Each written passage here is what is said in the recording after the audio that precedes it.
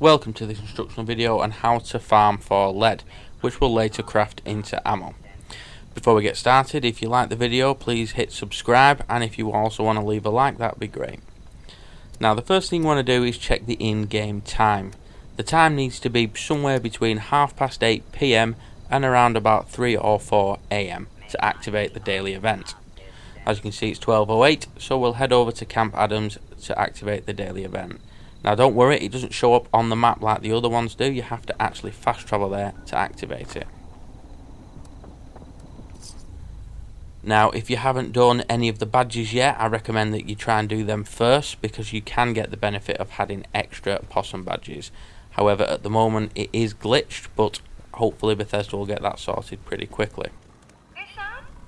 Once you've spoken to Scout Leader Penny, the daily event will actually start. Now, there's actually only one reason we're here, and that is to farm a specific creature, and that is a blood bug. Blood bugs usually drop a blood bug proboscis, which equates to 2 acid. Now, if you do this daily event on your own, then it will not spawn as many, so if you can do it as part of a team, the more the merrier. The most I've ever seen is around about 30 or 40 blood bugs spawning at any one time. Have a quick look around while you're waiting for Scout Leader Penny to finish telling a story. There's various bits of loot that can be picked up. Now you can also go up to the vending machine, which is up on the right hand side, which will show you how many badges you've currently got. Just from farming this event myself, I have around about 12 badges. As I said before though, however, it is glitched, but hopefully Bethesda will get it sorted soon. Now badges can be exchanged for the backpack mods, which are very valuable when it comes to trading. As you can see, blood bugs have started to spawn.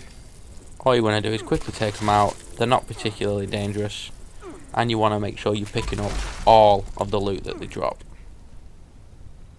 As you can see here, blood bug proboscis.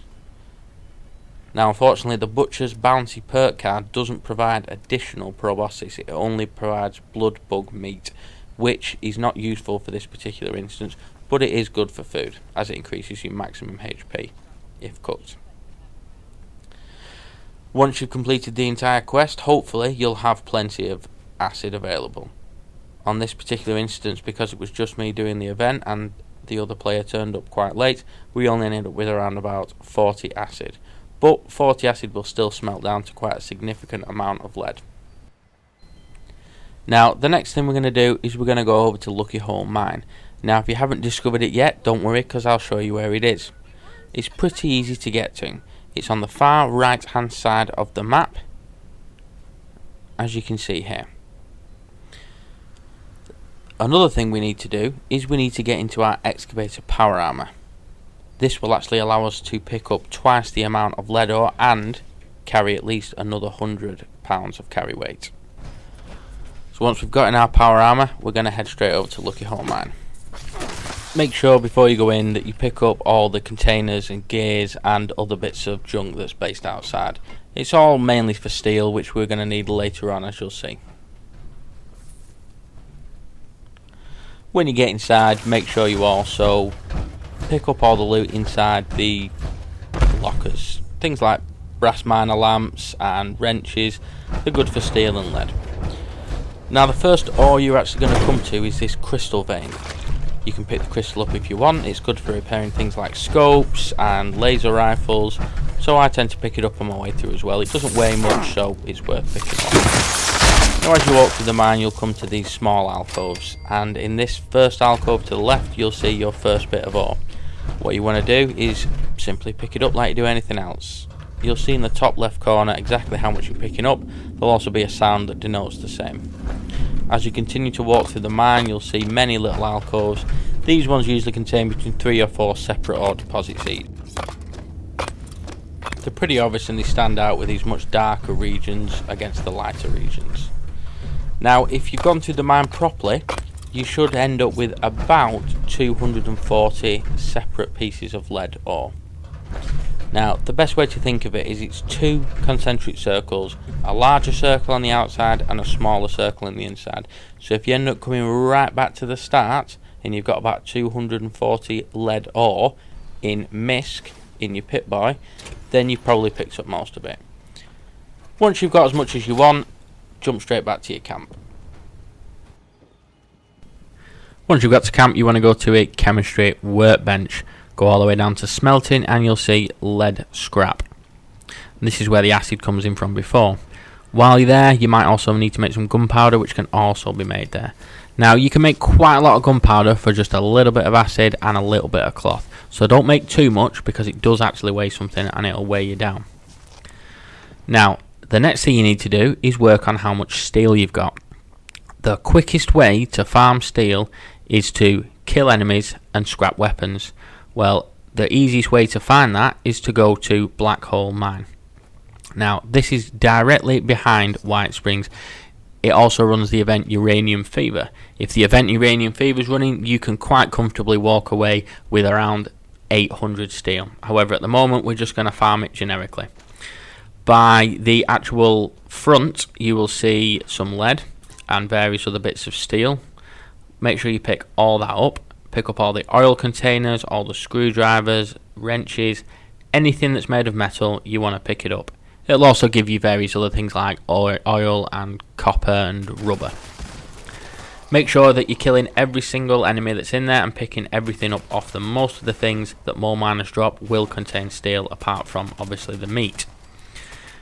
At any one time, you will get roughly around about 20 mole miners spawning in Black Hole Mine. The scrap and the breathers also give you black titanium. They give you screws, they give you springs, they give you all sorts of different things. So you want to make sure you're picking everything up. This is why it's important to have as much free carry weight as possible. You can do this in your excavator farm. It doesn't actually make any difference. We're not going to be picking any ore hub here at all. But if you need that extra carry weight, then fine. You'll find all sorts of different items scattered around. The easiest way to do it is to walk down the train tracks and just follow them all the way around. If you've done Uranium Fever before, then you'll know exactly what I'm talking about and what to do. Now, once you've picked up all the various different steel items that you want, you need to be going back to your camp again. Or to any workbench, really, as long as it's a tinker's workbench. This can be found outside White Spring Station as well. Now, you need to make sure you've got certain perk cards equipped for this. Scrap all your junk as normal. You'll see that it gives you various different amounts.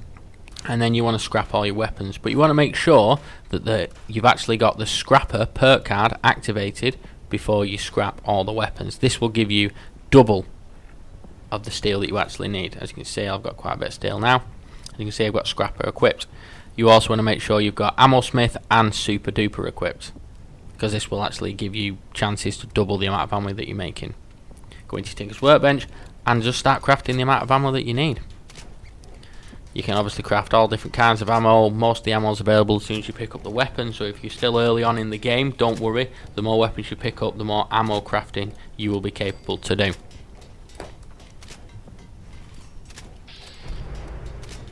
Unfortunately, it does take quite some time. This is the only real way to make ammo fast. It also gives you experience as well, which is a nice boost. If you're spending a lot of time crafting ammo, then you're actually going to get quite a bit of experience from it. And then, as you'll see, we've been able to craft quite a bit of 5.56 ammo. I hope you found this instructional video helpful and entertaining. As I said before at the beginning of the video, if you liked it, please hit subscribe or hit like. If you've got any questions or you'd like to see any future videos, please feel free to leave a comment.